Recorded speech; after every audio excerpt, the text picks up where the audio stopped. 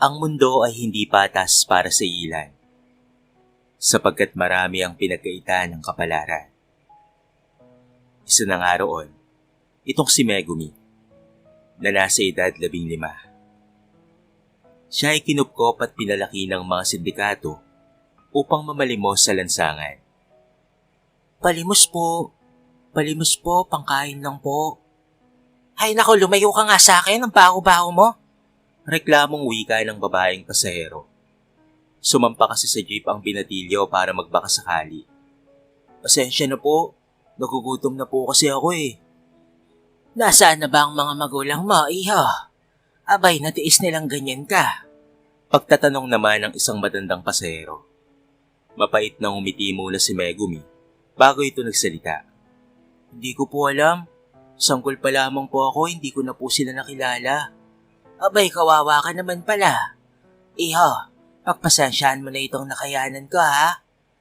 Naku, malaking tulong na po itong 100. Salamat po talaga. Masayang ani ng binata. Nakangiting tumango na lamang ang matanda sa kanya. Gabayan ka nawa ng Diyos, iho. Salamat po.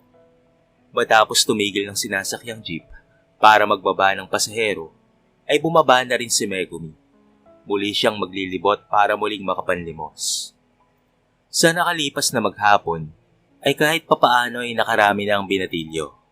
Maya-maya pa, ay may isang van na huminto sa harap ni Megumi, bago bumaba ang tatlong kalalakihan.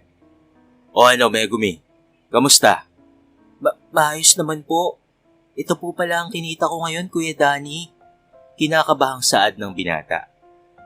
Nakangising kinuha naman niyon ni Danny dahil siyang naningil sa mga nanlilimos ng mga bata na pinapakawalan nila. Mukhang marami-rami ang naawa sa'yo ngayon ha. Pasok na sa loob. Kaagad namang pumasok ang binatilyo sa nasabing van. Sa loob ay kasama niya na rin ang ilan sa mga kasama niya na pulubi. Sa ganitong paraan umiikot ang kanilang buhay bilang pakawala ng mga sindikato. Sila'y gigisingin ng maaga upang ihanda ang sarili. Saka sila sasakay sa van at ibababa sa kaniga nilang ruta. Sa pagsapit ng alas 6, ay muli silang susunduin ng naturang van. Kuya, gusto ko na pong umalis dito. Pagod na po ako sa buhay natin. Mabilis na tinakpan ni Megumi ang bibig ng bata bago siya sumenyas na tumahimik. Huwag kang maingay, Bea. Baka marinig ka. Tumango naman ang batang babae bilang tugon sa binata. Pasensya na po, kuya. Nagsasawa na po kasi ako sa buhay natin. Ako rin naman nagsasawa na. Pero kailangan nating magtiis muna ngayon. Gumagawa naman ang paraan ng kuya. Promise, lalabas tayo rito. Opo, kuya. Kuya, naniniwala po ako sa'yo. Nakangiting saad ng batang si Bea. Hindi tunay na kapatid ni Megumi ang bata. Dahil tulad niya, ay kinuha lang rin ito ng sindikato. O siya, magtrabaho na ulit kayo. Baka wala tayong makain mamaya. Matapos kasi nilang mamalimos sa buong maghapon, ang mga bata ay hindi pa rin maaaring magpahinga. Dahil kanila pa rin tatrabahuin ng paglalagay ng mga foam sa punda hanggang alas 11 ng gabi. Bilisan ang pagtatrabaho! Bawal ang babagal-bagal dito. Ayoko na. Sawa na ako sa laging ganito. Pagrereklamong sambit ng isa sa mga binatilyo. Nilapitan naman ito ng armadong lalaki at saka ito hinampas ng baril. Ano? Nagrereklamo ka na? Palayain niyo na ako. Pakiusap. Wala akong pagsasabihan ng patungkol sa inyo. Pangako yan. Sige, bibigyan kita ng 5 segundo para tumakas. Takbo! Nakangising saad ng armadong lalaki.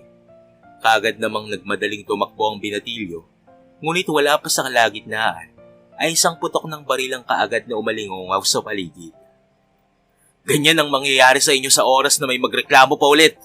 Naiintindihan niyo ba? Madiin na pagbibigay paalala pa nito. Opo. Mabuti kung ganun. Bumalik na kayo sa trabaho.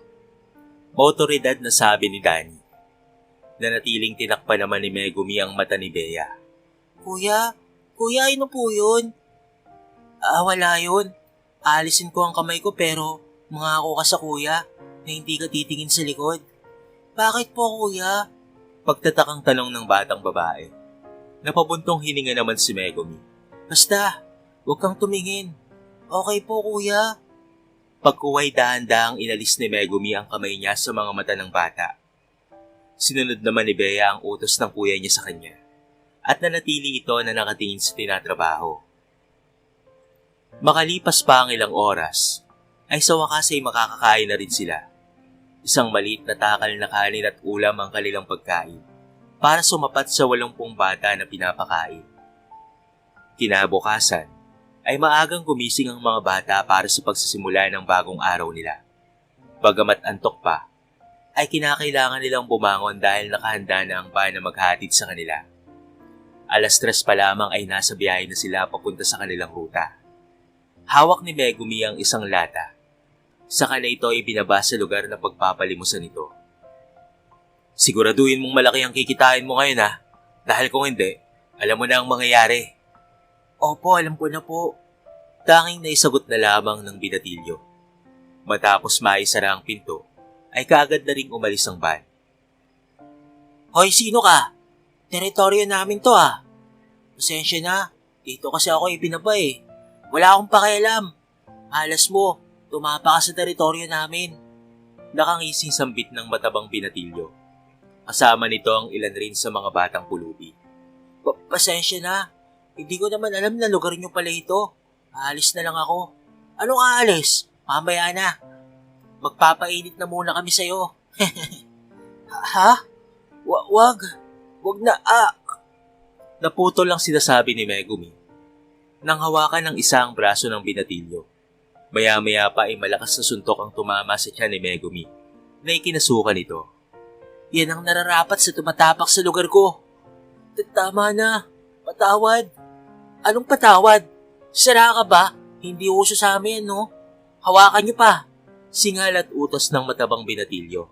Muli nitong sinundok sa sikmura si Megumi bago sinundan pa sa mukha.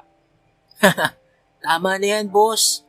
Mukhang hindi naman nalalaban Sa susunod, kilalanin mo yung teritoryong pinapasok mo, Malakas pa nilang sinipa ang binatilyo bago nila ito hiniwanang nakahandusay sa lupa.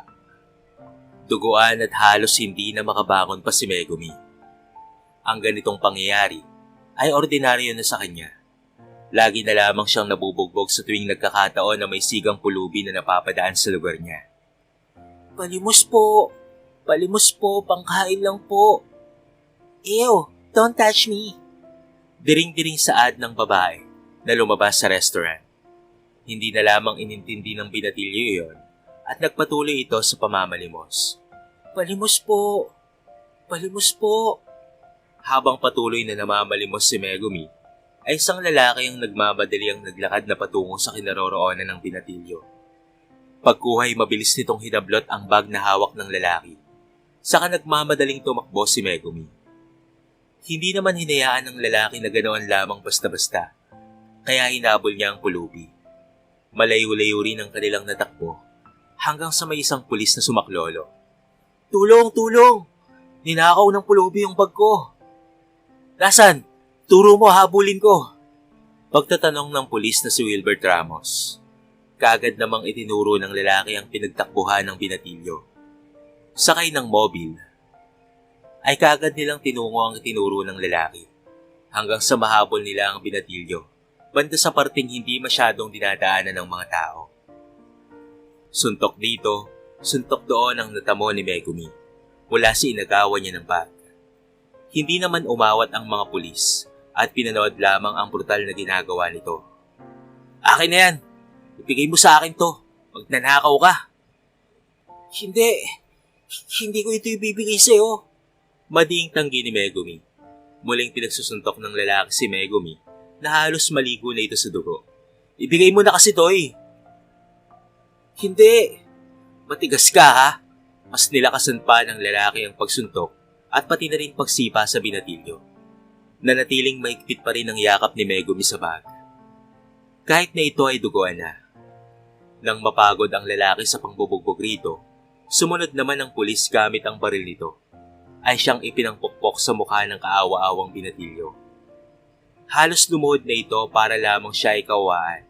Subalit nagmistulang mga bulag ang mga ito. At lalo na ang isang pulis na alamang batas, ngunit nabulag ng galit. Hoy! Hoy, anong ginagawa nyo? Huwag na ho kayong manghialam. Pinaparusahan lang namin tong magnanakaw na ito. Mga salot sa lipunan. Pagsagot ng pulis na si Wilbert. Napahilamos naman sa mukha ang lalaking nagtanong. Ano mo ba ang sinasabi mo, ha? Siya ang tumulong sa akin. Ano? Nagtatakang tanong ng pulis. Bago pa ako manakawan, nilapitan niya ako na may nagmamatsyag raw sa akin at mukhang kukunin ang bag ko. At tama siya. Kinuha nga ng lalaking ito ang bag ko. Malakas na singhala turo ng lalaki sa bumubugbog kay Megumi. Ako? Hey, ako ang biktima ng magnanakaw na yan, no? Yang pulubi na yan, malamang ay gawain niya na talaga yan. Don't judge him if you don't know him. Oo, pulubi nga siya. Pero sila yung mas marunong pa makipagkapwa-tao kaysa sa may mga pinag-aralan. Singal na ani ng lalaki. Matalim nitong tinitigan ng dalawa bago binuwat si Megumi. Sa oras na mamatay ang binatang ito, I will make sure na dalawa kayong makukulong. I am Atty. Ramon Legaspi. Pagbabanta at pagpapakilalang saad ng abogado. Kaagad na dumating ang kotse ng abogado at isinakay ang walang malay na si Megumi. Samantalang patakas na sana ang totoong magnanakaw, pero mabilis yung nahawakan ng pulis na si Wilbert. Kaagad rin itong nagradyo sa mga kasamahan para magpadala ng backup. Ang totoong magnanakaw pala ay ang siyang humingi ng tulong sa mga pulis at nang bugbog ng grabe dito kay Megumi. Hanggang ngayon kahit lupasay na, ay hawak pa rin ni Megumi ang bag ng tunay na may-ari. Nang makarating sila sa ospital, ay kaagad na sinabi ni Atty. Legaspi sa mga doktor at nurse na gawin ng lahat mailigtas lamang ang kaawa-awang binata. Magbabayad po ako ng kahit na magkano. Iligtas niyo lamang po ang binatang yan. Huwag po kayong mag-alala. Gagawin po namin ang lahat para lamang po mailigtas siya. Paniniguradong saad ng doktor na babae. Mabilis na kaagad na dinala sa ER si Megumi. Kaagad na inumpisa ng mga doktor ang kanilang trabaho. Bahagya pang napapailing ang doktor sa pinsalang tinamo ng binata. Pero sa wakas, makalipas ang ilang oras na paghihintay, ay lumabas na rin ang naturang doktor. Kasama nito ang kanyang mga nurse. Kamusta po siya? Can I ask if kaano-ano niyo ang patient? Pagtatanong ng doktor. Napatikim naman si Ramon bago sumagot. Actually, I don't know him. At sa tingin ko, pulubi siya. I see. The patient is fine now. Pasalamat tayo at hindi masyadong na-fracture yung head skull niya. Magigising pa ba siya, Dok? Paniniguradong tanong ng putihing abogado. Tumango naman kaagad ang nasabing doktor. Yes, maybe anytime. Maaari na siyang gumising. Salamat po, Dok. Sa kabilang banda naman, ay kinakabahan na si Wilbert dahil sa posibilidad na maalis siya sa trabaho. Lalo pa, at isang abogado pa lang nakakita sa kanyang ginawa. Sinisisi rin ni Wilbert ang sarili dahil sa nagpadala siya sa emosyon. Nakalimutan niyang isa pala siyang pulis na dapat ay sumusunod sa alituntunin ng batas. Bakit ba kasi nakisali pa ako? Pwisit naman, oh. Ramos, ayos ka lang ba? Kanina ka pa tulala dyan, ah. Pagtawag ng atensyon ng kanilang chief commander. Bahagya namang nagulat si Wilbert. Yes sir. May kailangan po ba kayo? Wala naman. Basta tumayos ka lang, Police Officer Ramos. Nasa trabaho ka, oh. Tandaan mo yan. Iwanan mo sa bahay niyo ang problema at huwag dalhin dito. Copy, sir. Pasensya na po. Nakatungong ani ni Wilbert. Napapatikom na lamang ang kamao niya habang inaalala ang pagbabanta ng abogado. Hindi ako makakapayag. Nawawala ang pinaghirapan kong propesyon. Hindi maaari. Dagdag na niya sa sarili. Unti-unti nang nagkakamali si Megumi habang dahan-dahan itong minumulat ang mga mata. Puting kisame ang kaagad na nasilayan ng binatilyo. Tinangkapan niyang gumalaw ngunit tila mabigat pa ang buong katawan nito. Tinignan ni Megumi ang paligid at doon ay natiyak niya na nasa isang kwarto siya. Nasaan ako? Nasa ospital ka? Dinala ka rito? Sagot ng nurse na nagche-check up sa dextrose niya. Pilit na tumayo naman ang binatilyo. Naku, wala po akong pambayad dito. Uuwi na po ako. Relax ka lang, iho. Wala ho kayong babayaran dito dahil bayad na po ang bill nyo. Napakunot noon naman si Megumi sa sinabing iyon ng nurse. Bayad na po? Pero sino po ang nagbayad? Ako, iho.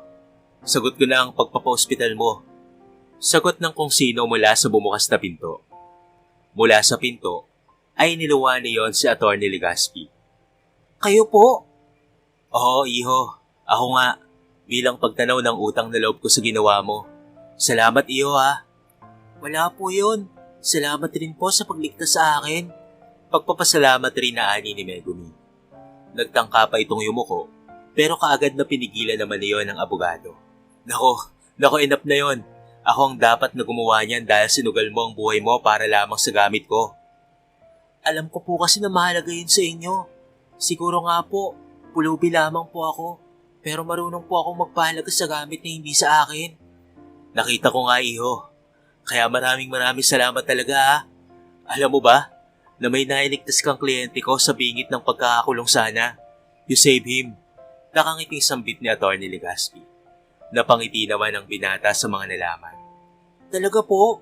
Oo, iho. Nasa bag ko kasi ang mga ebidensya na inosente ang kliyente kong iyon. Ebidensya po? Sorry po pero sino po pala kayo? Natatawang tanong ni Megumi. Maging ang abogado ay natawa rin dahil nalimutan nito na magpakilala. Nako, tumatanda na ata ako. Ako nga pala si Atty. Ramon Legaspi. Isa akong abogado, iho. Abogado po kayo? Oo, iho. Bakit?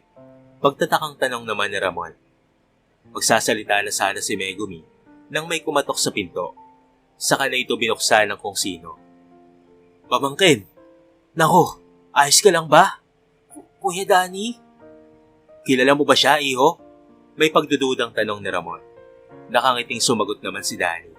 Ako pala yung tito niya. Pagpasensyaan niyo na po ang batang yan ha. Pasaway talaga siya kaya Natigil ang sasabihin ni Danny nang magsalita itong si attorney. I'm not talking to you, Mr. Danny. So please, huwag kang sumagot. Iho, kilala mo ba siya? Siya ba talaga ang tito mo? Seryosong tinitigan nito ang binata. Bago lihim na ipinakita ang baril nito. Opo, siya po ang tito Danny ko. See? Sabi ko naman sa'yo eh. Dahil doon, ay wala nang nagawa pa ang abogado. At dinala na ni Danny ang binatilyo. Sa loob ng sasakyan, ay pinagsusuntok nila si Megumi. Nang makarating sila sa kanilang hideout, pinahirapan at iba't ibang pagpaparusa ang ipinataw nila sa binatilyo. Hindi rin nila ito pinakain sa buong gabing iyon. At tanging pagtatrabaho lamang ang ginawa niya sa magdamag, kahit na hindi maganda ang pakiramdam nito. Kuya, gutom ka na po ba? Hindi naman, Bea. Busog pa naman ako. Pagsisinungaling sagot ni Megumi. Maya-maya pa, ay kinuha nito ang isang plastik ng pagkain. Para po sa ito, kuya. Bea, bakit ka nagdara? Baka mahuli ka niyan. Alam ko po kasi, nagutom ka na po kaya hinatian po kita. Pagpapaliwanag na wika ng batang si Bea. Napangiti na lamang si Megumi sa kabaitan ng itinuturing niyang kapatid. Bago niya kinuha ang pagkaing iniabot nito.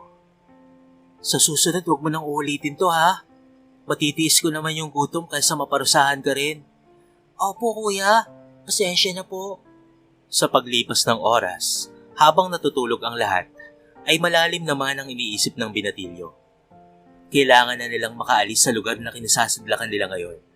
At isang tao lamang ang makakatulong sa kanila.